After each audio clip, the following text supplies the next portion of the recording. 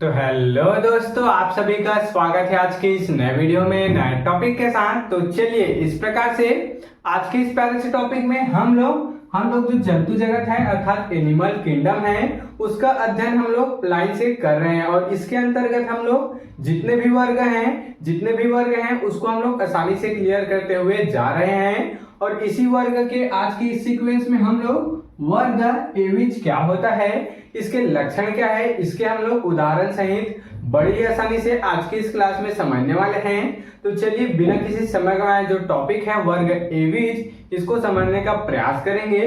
तो देख सकते हैं यहाँ पर क्या बोला गया। सबसे पहले यहाँ पर एक लाइन में जो लिखा है उसको समझ लेते हैं कि इस वर्ग में उड़ने वाले अर्थात पंख युक्त जीव पाए जाते हैं। देख सकते हैं ये जो वर्ग एविज है इसके जो सारे जीव हैं, इसके अंतर्गत आने वाले जितने भी जीव हैं वो कैसे होंगे, पंख युक्त अर्थात पंख युक्त पंछी होंगे अर्थात उड़ने वाले पाए जाएंगे। अब इनमें सभी तो नहीं उड़ेंगे, देख सकते हैं जैसे कि इसके एग्जांपल में है कबूतर, कमचील, तोता, मोर, ये सब तो उड़ जाएंगे, लेकिन कुछ को छोड़कर जैसे कि जो शुतुरमुर्ग है ये सब नहीं उड़ पाते हैं, लेकिन इनमें पंख पाया जाता है। ये क्यों नहीं उड़ पाते, क्योंकि इनका वजन खुद ही बहुत भारी हो जाता है, इस कारण ये नहीं उड़ पाते हैं। तो इस प्रकार से वर्ग एविज के अंतर्गत आने वाले जितने भी जीव हैं उनमें पंख पाया जाता है तथा वो आसानी से उड़ पाते हैं, जैसे कि कुछ को छोड़कर जैसे कि शुतुरमुर्ग। इतना क्लियर हो गया। चलिए अब हम लोग इसके लक्षण को समझने का प्रयास करेंगे।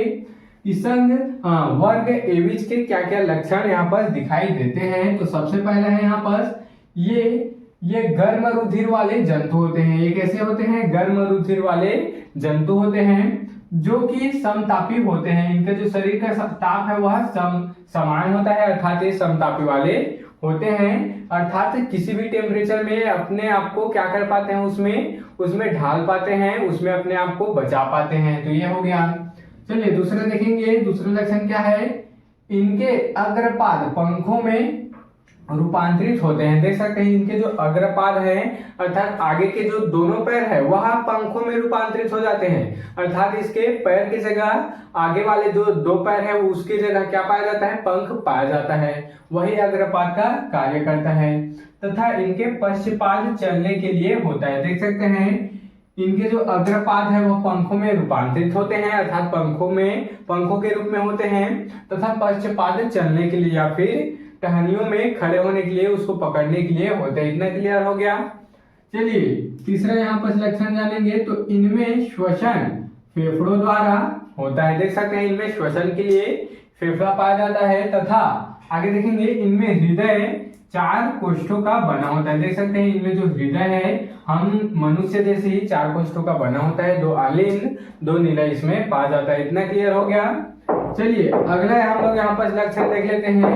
तो इनमें अंतःनिषेचन तथा ये अंड प्रजक होते हैं। देख सकते हैं क्या बोला गया, यहाँ पर 2 शब्द आया है। पहला तो हो गया अंतःनिषेचन, अर्थात यह इनका जो निषेचन की क्रिया है इनमें वह शरीर के अंदर पाया जाता है, अर्थात अंतःनिषेचन इसमें होता है। इतना क्लियर हो गया। तथा ये अंड प्रजक अर्थात अंडे देने वाले होते हैं। इनके अंतर्गत जितने भी जीव आते हैं वो अंडे देने वाले जीव होते हैं। इतना क्लियर हो गया। आगे देखेंगे अर्थात अंडे देने वाले होते हैं। क्लियर हो गया। चलिए अब हम लोग वर्ग एविज के 5वां लक्षण को देखेंगे। तो वर्ग एविज में आने वाले जीवों का मस्तिष्क पूर्ण विकसित होता है। जो इसका मस्तिष्क है, जो इनका क्या है मस्तिष्क है, वो कैसे होता है, पूर्ण विकसित अर्थात पूरे तरीके से विकसित होता है। इतना लिख दीजिएगा। चलिए 6वां लक्षण देखेंगे। तो इनमें चोंच तथा पूंछ पाए जाते हैं। इनमें चोंच तथा पूंछ पाए जाते हैं सभी में, जिसमें तेल ग्रंथि पाए जाते हैं। इसके जो पूंछ होते हैं इनमें क्या पाया जाता है, तेल ग्रंथि पाया जाता है। चलिए लास्ट और 7वां लक्षण देख लेते हैं वर्ग एविज का। तो इनमें पंखों का बना बाह्य कंकाल पाया जाता है। देख सकते हैं क्योंकि हम लोग यहाँ पर क्लियर किए थे कि इसका जो अग्रपाद होता है अर्थात आगे वाला जो पैर होता है वो पंख में रूपांतरित होता है, उसी को यहाँ बोला गया कि इनमें पंखों का बना बाह्य कंकाल पाया जाता है। इनका जो पंख होता है वह पूरा बाह्य कंकाल से बना हुआ होता है, जो कि अग्रपाद का भी कार्य करता है। इतना क्लियर हो गया। चलिए इसके एग्जांपल को देख चुके हैं, इसको और देख लेते हैं। इसमें कुछ पंछी आते हैं जैसे कि कबूतर हो गया, कौवा, चील, तोता, मोर आदि क्या होते हैं इसके अंतर्गत आते हैं। और ये जो शुतुरमुर्ग है ये भी इसके अंतर्गत आते हैं। हालांकि ये जो है ये उड़ने वाले नहीं होते हैं, बाकी सब उड़ भी पाते हैं, चोंच सभी में पाया जाता है। इतना क्लियर हो गया। तो इस प्रकार से आज की इस प्यारे से टॉपिक में हम लोग वर्ग एवज एवं इसके लक्षण को उदाहरण से भी देख चुके हैं। आप इसके स्क्रीनशॉट यहाँ पर ले सकते हैं।